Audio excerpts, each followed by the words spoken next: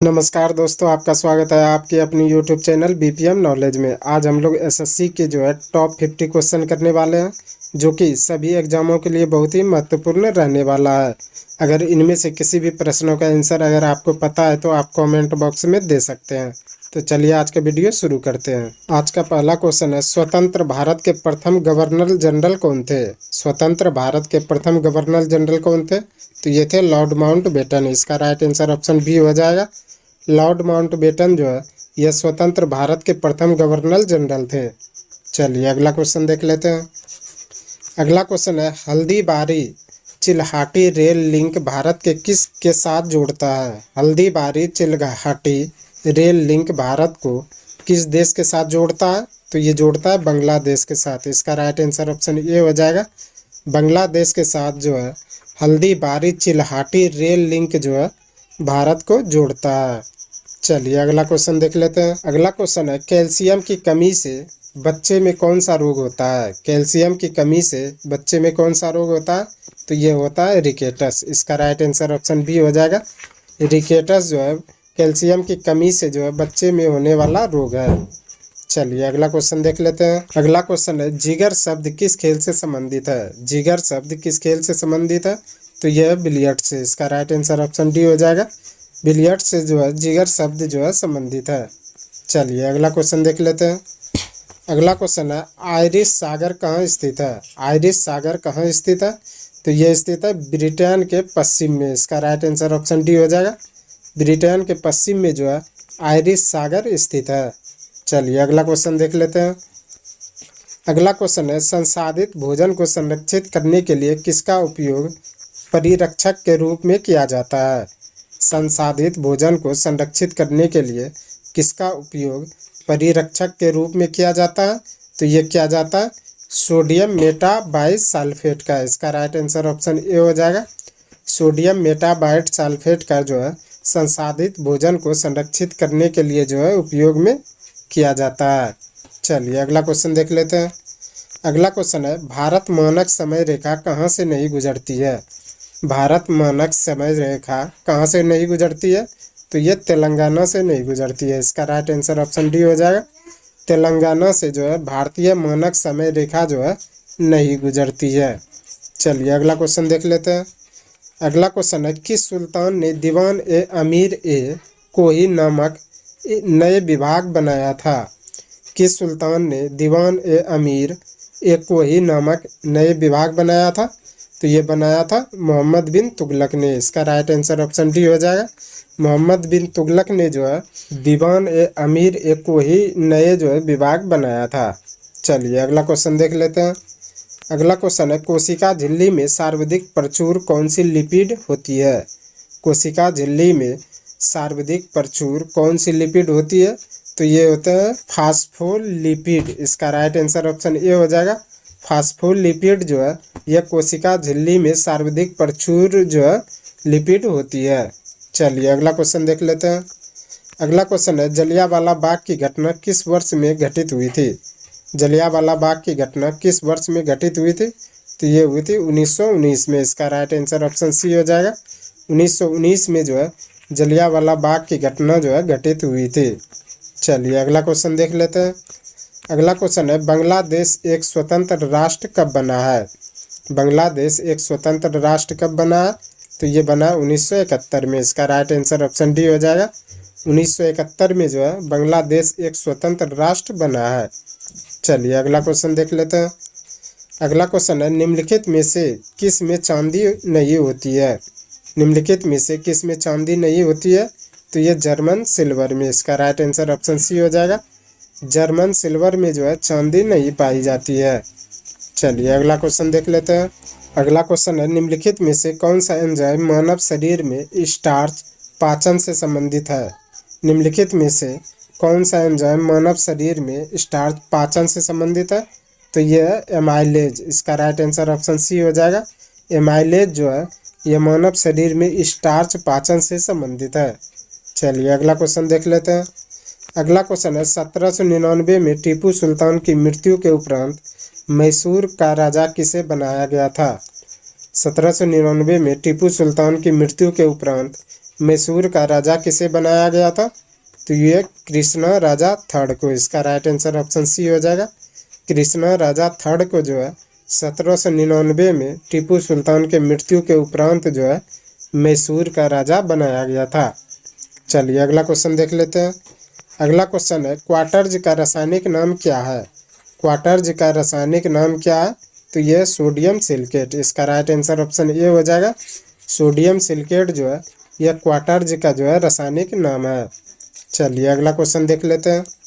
अगला क्वेश्चन है प्रत्येक राज्य से राज्यसभा के लिए चुने जाने वाले सदस्यों की संख्या किस अनुसूची द्वारा निर्धारित की जाती है?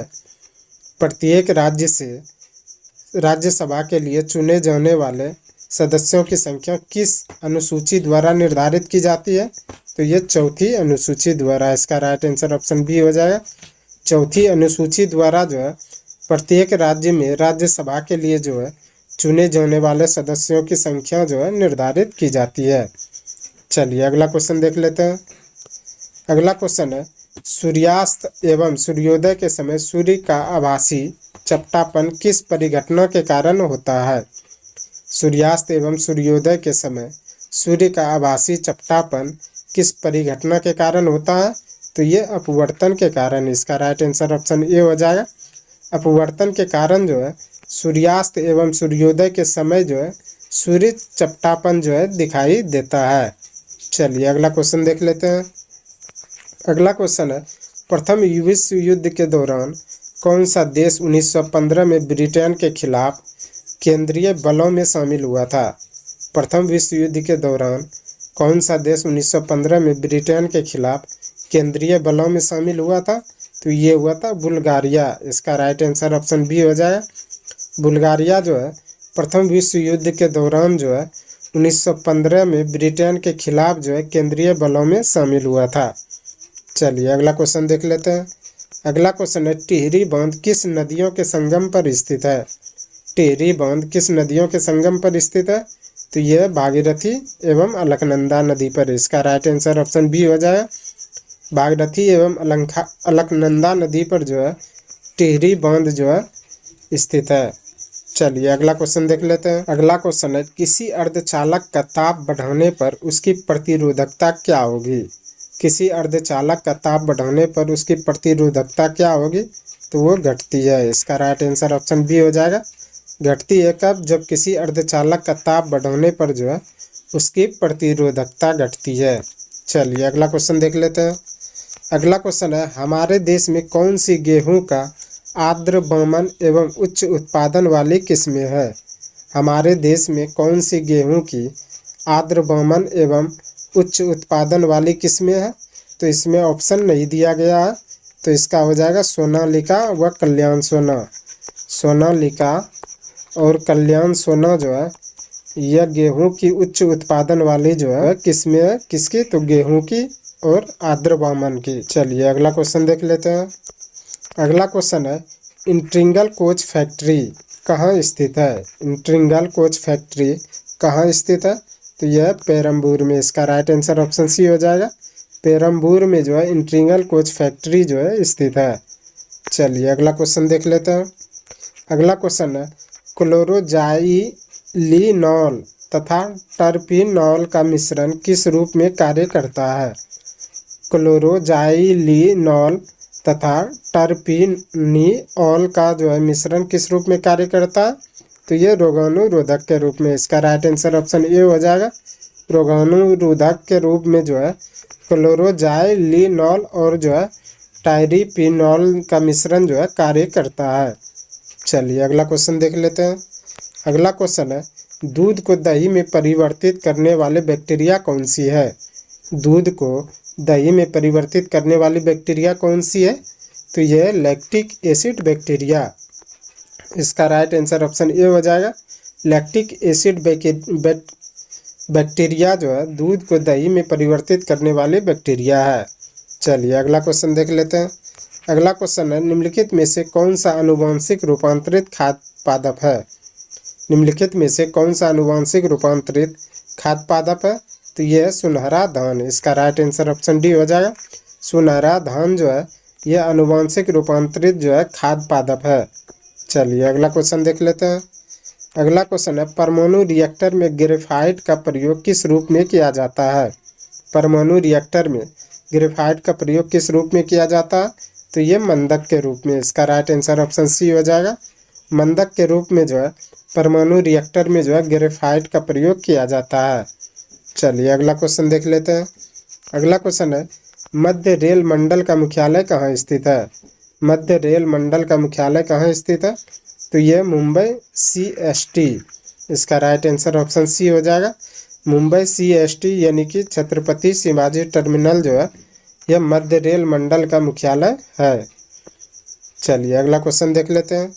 अगला क्वेश्चन है, आयरन की कमी से कौन सा रोग होता है? आयरन की कमी से कौन सा रोग होता है? तो ये होता है एनीमिया। इसका राइट आंसर ऑप्शन सी हो जाएगा। एनीमिया जो है आयरन की कमी से होने वाला रोग है।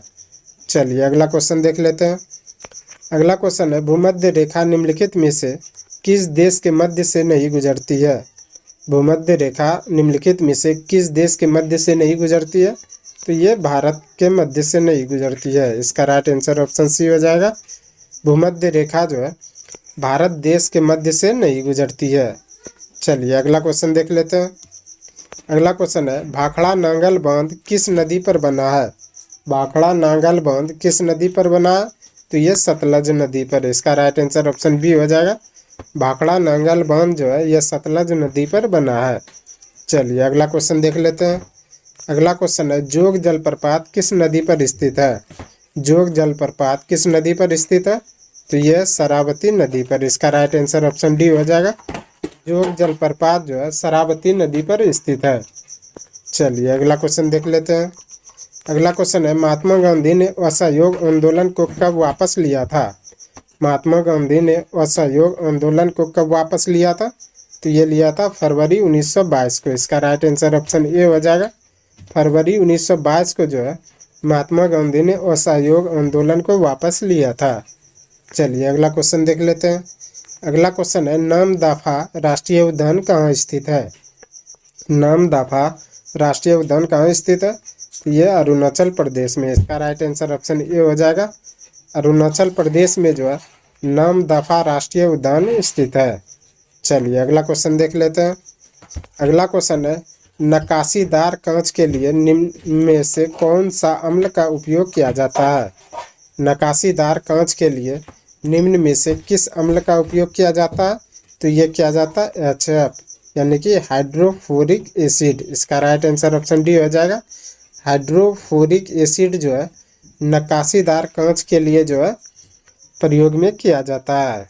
चलिए अगला क्वेश्चन देख लेते हैं।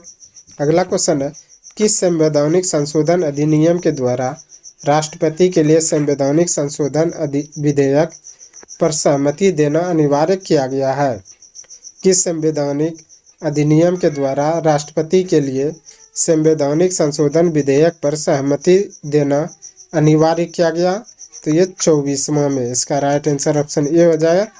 24वां संवैधानिक संशोधन अधिनियम के द्वारा जो है राष्ट्रपति के लिए संवैधानिक संशोधन विधेयक पर सहमति देना अनिवार्य किया गया है।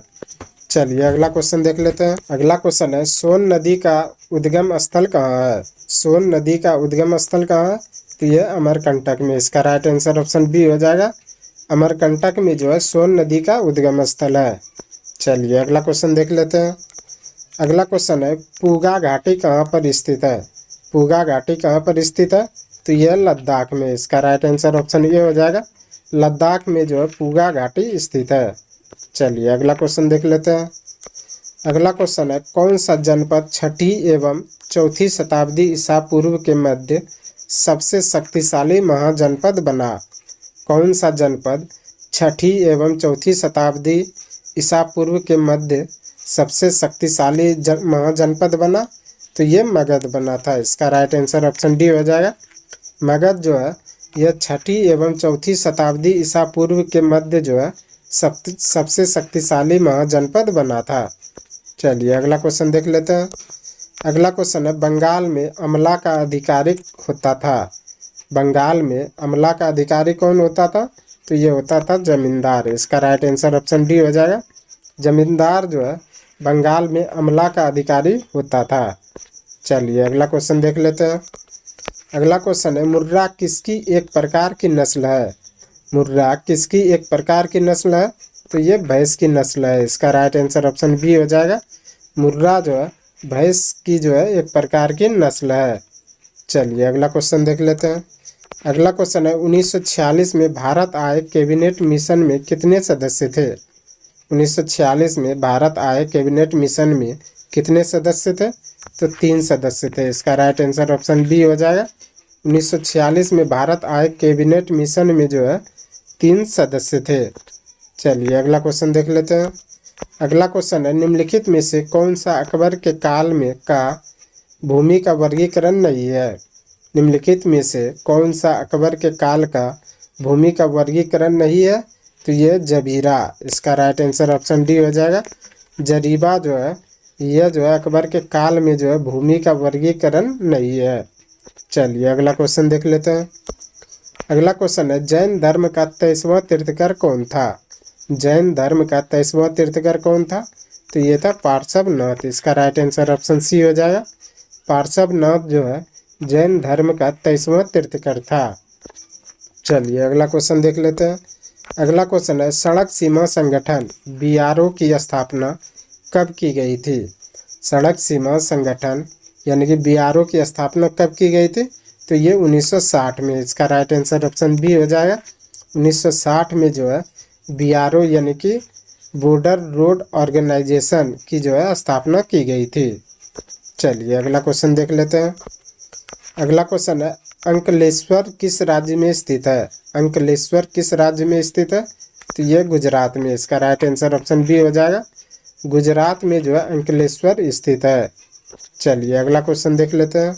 अगला क्वेश्चन है, अवध राज्य का अंतिम शासक कौन था? अवध राज्य का अंतिम शासक कौन था? तो ये था वाजिद अली शाह। इसका राइट आंसर ऑप्शन ए हो जाएगा। वाजिद अली शाह जो है यह अवध राज्य का अंतिम शासक था। चलिए अगला क्वेश्चन देख लेते हैं। अगला क्वेश्चन है, भिलाई, दुर्गापुर एवं राउरकेला में इस्पात संयंत्रों का निर्माण किस पंचवर्षीय योजना में हुआ था? भिलाई, दुर्गापुर एवं राउरकेला में इस्पात संयंत्रों का निर्माण किस पंचवर्षीय योजना में हुआ था? तो ये द्वितीय पंचवर्षीय योजना में। इसका राइट आंसर ऑप्शन बी हो जाएगा। द्वितीय पंचवर्षीय योजना में जो है भिलाई, दुर्गापुर और राउरकेला का जो है इस्पात संयंत्रों का निर्माण हुआ था। चलिए अगला क्वेश्चन देख लेते हैं। अगला क्वेश्चन है, निम्न में से कौन सी धातु केवल परावैगनिक तरंगों की प्रतिक्रिया पर अपने पृष्ठ से इलेक्ट्रॉन उत्सर्जित करती है? निम्न में से कौन सी धातु केवल परावैगनिक तरंगों की प्रतिक्रिया पर अपने पृष्ठ से इलेक्ट्रॉन उत्सर्जित करती है? तो ये जिंक। इसका राइट आंसर ऑप्शन सी हो जाएगा। जिंक जो है केवल परावैगनिक तरंगों की प्रतिक्रिया पर जो है अपने पृष्ठ से इलेक्ट्रॉन उत्सर्जित करती है। चलिए अगला क्वेश्चन देख लेते हैं। आज का अंतिम क्वेश्चन है, नामेरी टाइगर रिजर्व भारत के किस राज्य में स्थित है? नामेरी टाइगर रिजर्व भारत के किस राज्य में स्थित है? तो ये असम में। इसका राइट आंसर ऑप्शन ए हो जाएगा। असम राज्य में जो है नामेरी टाइगर रिजर्व जो है स्थित है। आज के लिए बस इतना ही। हमें उम्मीद है कि ये वीडियो आपको पसंद आया होगा। अगर पसंद आया तो प्लीज़ लाइक, कमेंट, शेयर और चैनल को सब्सक्राइब ज़रूर करें। धन्यवाद।